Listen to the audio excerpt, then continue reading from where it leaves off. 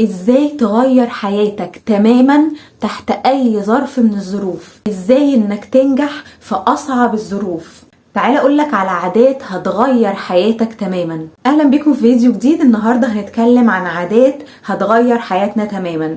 بس قبل ما نبدأ ما تنسوش تعملوا سبسكرايب للقناة وتفعلوا زر الجرس عشان تشوفوا فيديوهاتي اول باول، وكمان ما تنسوش تعملوا شير لكل اصحابكم عشان يستفادوا هم كمان، ولايك كتير على الفيديو ده. ويلا بينا نبدأ الفيديو بتاعنا. الظروف اللي حوالينا نوعين: ظروف ما نقدرش نتحكم فيها وخارجة عن سيطرتنا، زي ايه؟ زي الفقر مثلا، الإعاقة البدنية، أي نوع من أنواع المرض المزمن، أي نوع من أنواع الظروف اللي الإنسان ما يقدرش إن هو يتحكم فيها.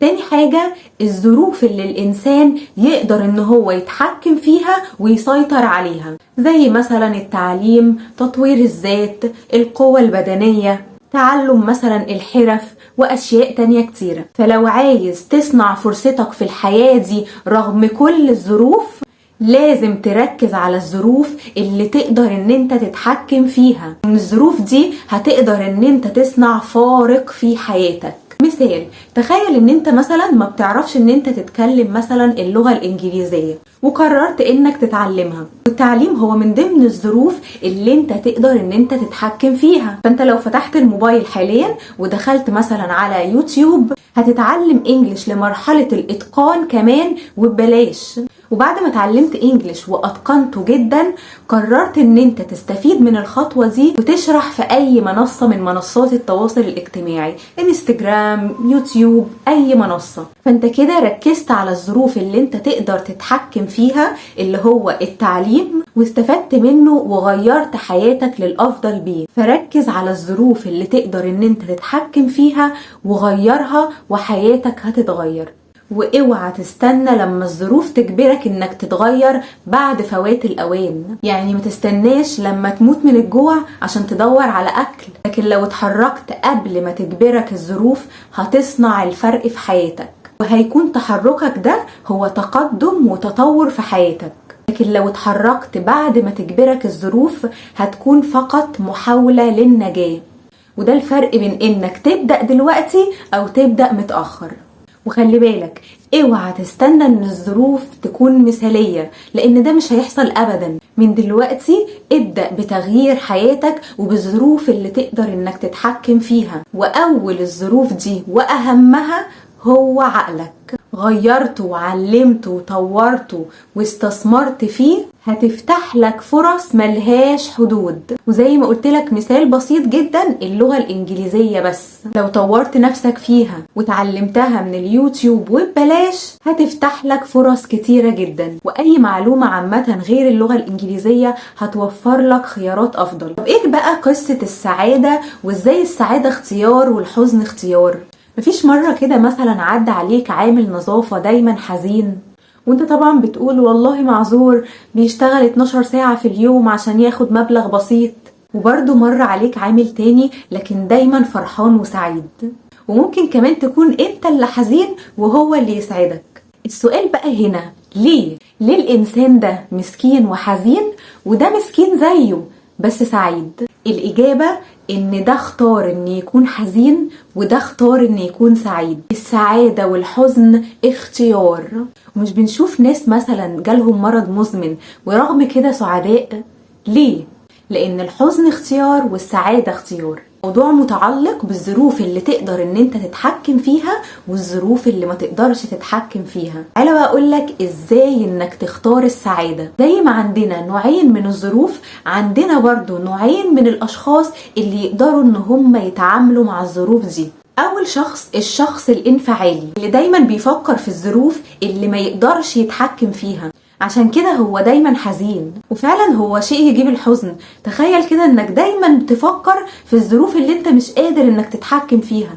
تاني شخص بقى وهو الشخص الإبداعي، وده الشخص اللي بيركز على الظروف اللي هو بيقدر يتحكم فيها، وبتركيزه ده بيكون اختار السعادة. لأن لو كانت ظروفه صعبة جدا، لنفترض مثلا انه قاعد وقرر انه يختار السعادة ويركز على الظروف اللي هو يقدر انه يتحكم فيها، فطبيعي انه هيبقى سعيد. ازاي بقى تعرف انت شخص انفعالي ولا شخص ابداعي؟ هقولك، لغتك، من لغتك تقدر تعرف انت شخص انفعالي ولا شخص ابداعي.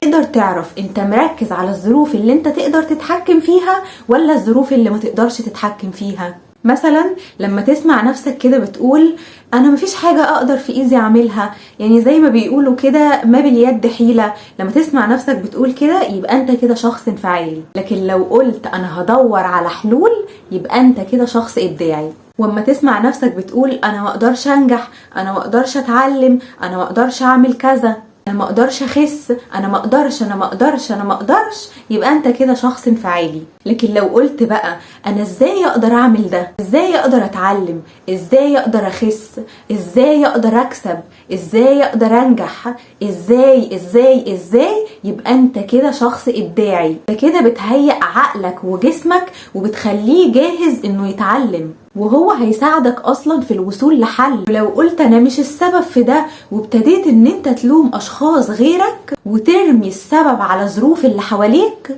كده انت شخص انفعالي. تقول مثلا جوزي هو السبب، ابويا هو السبب، صاحبتي هي السبب، مديري هو السبب، او تلوم الظروف وتقول الفلوس هي السبب، او الوظيفة تقول الوظيفة هي السبب، الوظيفة هي اللي خلتني ما اقدرش ان انا اتعلم وما عنديش وقت ان انا اتعلم فيه، يبقى انت كده شخص انفعالي. الشخص الابداعي دايما بيرمي اللوم على نفسه، ودايما لما يشوف شيء فشل فيه او حاجة مش قادر انه يحققها بيروح يدور في نفسه هو ليه ما قدرش ان هو يعمل كده، ويقول مثلا والله صح انا ما اتعلمتش الشيء الفلاني، والله صح انا ما جربتش الشيء الفلاني عشان اعرف ايه اللي هيحصل، فعلا انا ما لقيتش وقت اطور من نفسي فيه علشان انا ما اتعلمتش ازاي ادير وقتي. عشان كده لو انت استخدمت اي لغة تخليك تقدر تركز على الظروف اللي ما تقدرش تغيرها، اللغة دي تعلمك انك في الحالة دي شخص انفعالي، اخترت تفشل واخترت انك تحزن. مشاعرنا من حزن وفرح زي المراية بالظبط، بتعكس التفكير اللي موجود في بالنا، فلو كانت الأفكار اللي موجودة في بالنا تودينا للحزن فهنحزن، ولو كانت الأفكار اللي موجودة في بالنا تخلينا نفرح هنفرح. فعشان كده بمجرد ما هتحس انك حزين اتأكد ان الأفكار اللي موجودة في بالك قاعدة تركز على الظروف اللي ما تقدرش انك تتحكم فيها، وغير تفكيرك على طول وفكر في الظروف اللي تقدر انك تتحكم فيها وغيرها، وصدقني حياتك هتتغير. فغير تفكيرك وابدأ فكر في الظروف اللي تقدر انك تتحكم فيها وخليك مبادر وغيرها، وبعد مدة هتتغير حياتك تماما. ده تقدر انك تغير حياتك تحت اي ظرف من الظروف. كل اللي عليك انك تقدر تغير منظوراتك الفكرية وتبدأ انك تفكر في الظروف اللي انت تقدر تتحكم فيها وتبدأ تشتغل على نفسك وحياتك هتتغير. وزي ما قلت لك اهم شيء تقدر تغيره هو عقلك، كل ما طورته وعلمته اكتر هيفتح لك خيارات اكتر. وبس كده، يا رب يكون فيديو النهاردة عجبكم. لو الفيديو عجبكم ما تنسوش اللايك وسبسكرايب. سلام.